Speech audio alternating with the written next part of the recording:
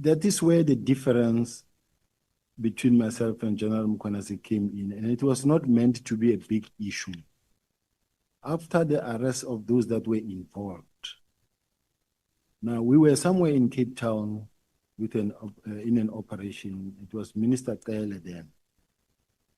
But the minister came, approached me and said, "Tell me, are you sure the people that were arrested are the right people?" And I said, "I'm quite sure, Minister," because I was involved in the process. I said, "I'm quite sure." He said, "Can I have the team to brief me? Because I am the one who is going to be asked also in other forums, especially the media." I said, "That can be arranged, Minister. Let me arrange it right away." I then contacted the province. Now, in contacting the province, I contacted the Deputy Provincial Commissioner of KZN. Yes, it is indeed true that I was supposed to actually contact the Provincial Commissioner as the Provincial Commissioner of KZN. But I contacted the Deputy Provincial Commissioner simply because of we have been having a good relationship with General Mkhwanazi. I never thought he will actually make a big issue out of it.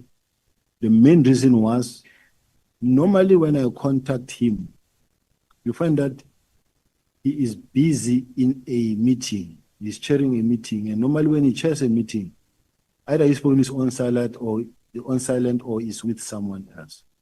Then I would then call the next person who I think can assist. The process, the intention was just to try and make sure that there's not going to be any delay. Now, and I said, "Can you please arrange with the team members and also inform the Provincial Commissioner?" That was General Mkhwanazi at the province. General Mkhwanazi later came to me and said, "Hey, General, can you please call the PC yourself because he's not impressed?" I said, "Okay."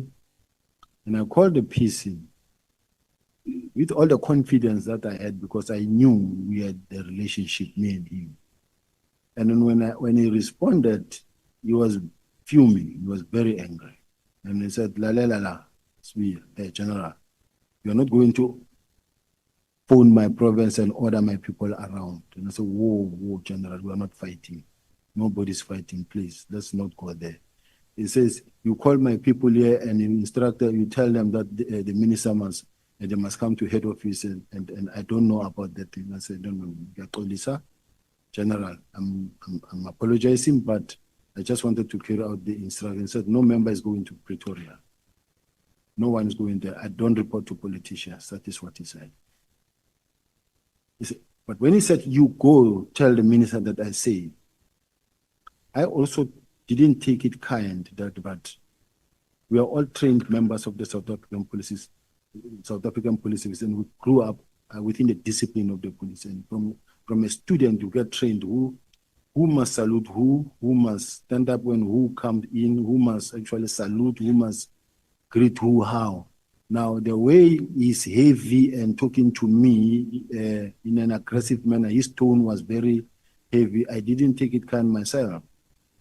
Then I said, "But General, when you order me now and say I must go tell the minister that you are ordering me around now, and in fact, it wasn't meant to be like that. I'm your senior for you to talk to me the way." Then he said, "Oh, I don't know where you're coming with this thing of you being a senior." Then he dropped the phone.